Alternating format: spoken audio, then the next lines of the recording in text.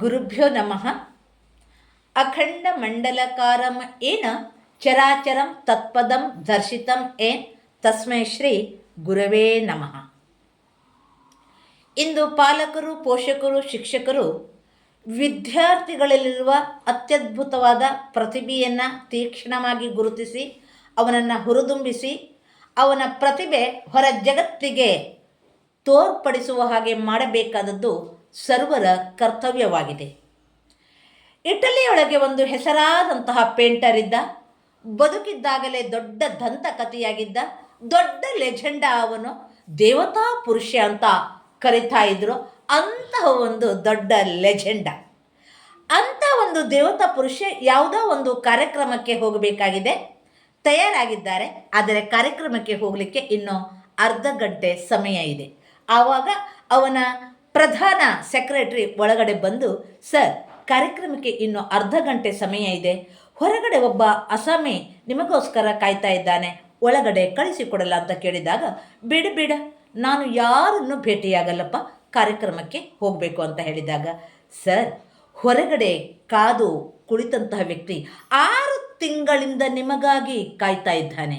ಅದಕ್ಕಾಗಿ ಇವತ್ತು ಸಮಯ ಇದೆ, ಒಂದು 5 ನಿಮಿಷ ಅವಕಾಶ ಮಾಡಿಕೊಟ್ರೆ ಅವನ ಮನದಾಳದ ಇಂಗಿತವನ್ನು ನಿಮ್ಮ ಮುಂದೆ ಹಂಚಿಕೊಳ್ತಾ ಇದ್ದ ಅಂತ ಹೇಳಿದಾಗ, ಆಗಲಿ ಕಳಿಸಿಕೊಡು, ಆದರೆ 5 ನಿಮಿಷ ಅಂತ ಹೇಳಿ ಒಳಗೆ ಕಳಿಸಿಕೊಡು ಅಂತ ಹೇಳಿದಾಗ, ಆ ಪ್ರಧಾನ ಸೆಕ್ರೆಟರಿ ಅತಿ ಸಂತೋಷದಿಂದ 6 ತಿಂಗಳಿಂದ ಕಾದುಕೊಂಡು ಬಂದಂಥ ವ್ಯಕ್ತಿಯನ್ನು ಒಳಗಡೆ ಕಳಿಸ್ಕೊಡ್ತಾನೆ.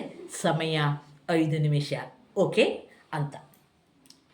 ಆ ಹೊರಗಡೆ ಬಂದಂಥ ವ್ಯಕ್ತಿ ತನ್ನ ಕೈಯಲ್ಲಿ 2 ಚೀಲವನ್ನು ಹಿಡಿದುಕೊಂಡು ಬಂದು ಅದನ್ನು ಕೆಳಗಡೆ ಇಟ್ಟು ಒಳಗಡೆ ಕುಳಿತುಕೊಂಡಂಥ ಲೆಜೆಂಡ ದೇವತಾ ಮನುಷ್ಯನಿಗೆ ನಮಸ್ಕರಿಸಿ, ಸರ್, 5 ನಿಮಿಷ ಪಡೆದುಕೊಂಡು ಬಂದಿದ್ದೇನೆ ಸಮಯ ನಿಮಗಾಗಿ ಅಂತ ಹೇಳಿ ತನ್ನ ಮೊದಲನೇ ಚೀಲದಿಂದ ಅದ್ಭುತವಾದ 3 ಪಿಕ್ಚರನ್ನು ತೆಗೆದು ಅವರ ಕೈಯಲ್ಲಿ ಇಟ್ಟು, ಸರ್, ಈ ಚಿತ್ರವನ್ನು ನೋಡಿ ನಿಮ್ಮ ಅಭಿಪ್ರಾಯವನ್ನು ಹೇಳಿ ಅಂತ ಹೇಳಿದಾಗ, ಈ ಲೆಜೆಂಡಾಗೆ ಮನಸ್ಸಿಲ್ಲದೆ ಎದುರು ಅದನ್ನು ನೋಡ್ತಾನೆ.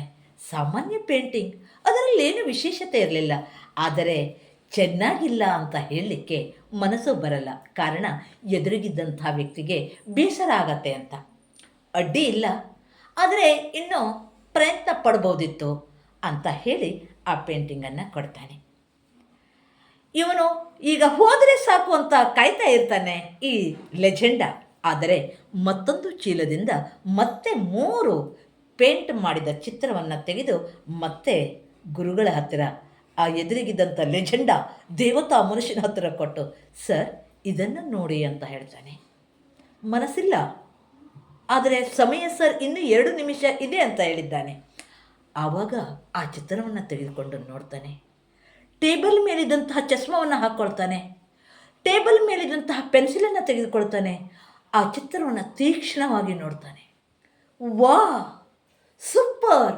ಎಂಥ ಅದ್ಭುತವಾದ ಚಿತ್ರ! ಎಂಥ ಕಲಾಕಾರ ಕಣೋ, ಎಂಥ ಕಲಾಕಾರ! ಮೊದಲನೆಯ ಚಿತ್ರ ಮತ್ತು ಈ ಚಿತ್ರವನ್ನು ನೋಡಿದಾಗ, ಮೊದಲನೇ ಚಿತ್ರ ಏನೂ ಅಲ್ಲ, ಆದರೆ ನಿನಗೆ ಬೇಸರ ಆಗ್ತಾ ಇದೆ ಅಂತ ನಾನು ಅದನ್ನು ವ್ಯಕ್ತಪಡಿಸಿಲ್ಲ. ಆದರೆ ಈ ಚಿತ್ರವನ್ನು ನೋಡಿದಾಗ, ಅದನ್ನು ಹೋಲಿಕೆ ಮಾಡಿದಾಗ ನನಗೆ ಮನಸ್ಸು ಬಂತು, ಅದು ಚೆನ್ನಾಗಿಲ್ಲ, ಇದು ಸೂಪರ್, ವಾ, ಯಾರು ಮಾಡಿದ್ದು, ಇದನ್ನು ನಿನ್ನ ಮಗ ಮಾಡಿದ್ದ ಅಂತ ಕೇಳ್ತಾನೆ. ಇಲ್ಲ ಸರ್, ನಾನು ಮೊದಲ ಸಲ ಕೊಟ್ಟ ಚಿತ್ರ ನಾನು ಈಗ ಮಾಡಿದ್ದು.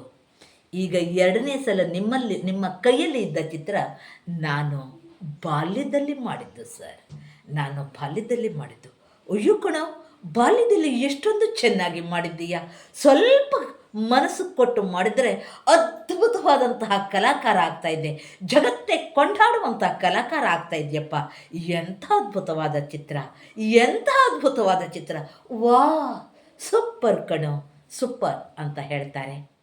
ಆವಾಗ ಆ ದೇವತಾ ಮನುಷ್ಯ ಲೆಜೆಂಡನ ಹತ್ತಿರ ಈ ಅಸಾಮಿ ಎಂಥ ಅದ್ಭುತವಾದ ಮಾರ್ಮಿಕವಾದ ಸೊಗಸಾದ ಮಾತನ್ನು ಹೇಳ್ತಾರೆ. ಕೇಳಿ ಬಂಧುಗಳೇ, ಕೇಳಿ. ಸರ್, ಆವಾಗ ನನಗೆ ಡಾಂಟೆ ರೊಜೆಂಟ್ರಿ ಸಿಗಲಿಲ್ಲ ಸರ್, ಸಿಗಲಿಲ್ಲ. ನನಗೆ ಆವಾಗಲೇ ಡಾಂಟೆ ರೊಜೆಂಟ್ರಿ ಸಿಕ್ಕಿದ್ರೆ ನೀನು ಚೆನ್ನಾಗಿ ಚಿತ್ರ ಬಿಡಿಸ್ತೀಯ ಕಣೋ, ನೀನು ಚೆನ್ನಾಗಿ ಚಿತ್ರ ಬಿಡಿಸ್ತೀಯ ಹುಡುಗ ಅಂತ ಹೇಳಿ ನನ್ನ ಬೆನ್ನು ತಟ್ಟಿದರೆ, ನನ್ನನ್ನು ಹುರಿದುಂಬಿಸಿದರೆ, ನಾನು ನಿಮ್ಮ ಹಾಗೆ ಅತ್ಯದ್ಭುತವಾದ ಕಲಾಕಾರ ಆಗ್ತಾಯಿದ್ದೆ. ಜಗತ್ತು ನನ್ನನ್ನು ಕೊಂಡಾಡ್ತಾ ಇತ್ತು. ಜಗತ್ತಿನ ಅದ್ಭುತ ಕಲಾಕಾರನಾಗ್ತಾ ಇದ್ದೆ ಸರ್ ಅಂತ ಹೇಳಬೇಕಾಗಿದ್ದರೆ ಎಂಥ ಸ್ವಾರಸ್ಯಕರವಾದ ಮಾತನ್ನು ಆ ಅಸಾಮಿ ಆ ದೇವತಾ ಮನುಷ್ಯನ ಎದುರಲ್ಲಿ ಹೇಳಿದ್ದಾನೆ ಅಂತಾದರೆ ನೀವು ವಿಚಾರ ಮಾಡಬೇಕು. ಚೆನ್ನಾಗಿ ಮಾಡು, ಮಕ್ಕಳು ಏನೇ ಮಾಡಿಕೊಂಡು ಬರಲಿ, ಚೆನ್ನಾಗಿ ಮಾಡ್ತೀಯ ಕಂದ, ಚೆನ್ನಾಗಿ ಮಾಡ್ತೀಯ ಹುಡುಗ ಅಂತ ಮೆಚ್ಚುಗೆಯನ್ನು ವ್ಯಕ್ತಪಡಿಸಿದರೆ, ಆ ಮಗುವಿನಲ್ಲಿ ಆತ್ಮವಿಶ್ವಾಸ ತುಂಬಿದ್ದೇ ಹೌದಾಗಿದ್ದರೆ, ಆ ಬೇರಿನಿಂದ ಸತ್ವ ಸರಿಯಾಗಿ ಆ ಬೇರಿನಿಂದ ಸತ್ವ ಸರಿಯಾಗಿ ಚಿಗುರಿಗೆ ಬಂದಂತೆ ಆಗ್ತಾಯಿತ್ತು. ಬಂದಂತೆ ಆಗ್ತಾಯಿತ್ತು. ಮಕ್ಕಳನ್ನು ಹುರಿದುಂಬಿಸಿ ಪ್ರೋತ್ಸಾಹಿಸಿ ಅವರ ಪ್ರತಿಭೆಗೆ ಒಂದು ವೇದಿಕೆಯನ್ನು ನೀವು ಮಾಡಿಕೊಳ್ಳೋಣ. ಧನ್ಯವಾದಗಳು.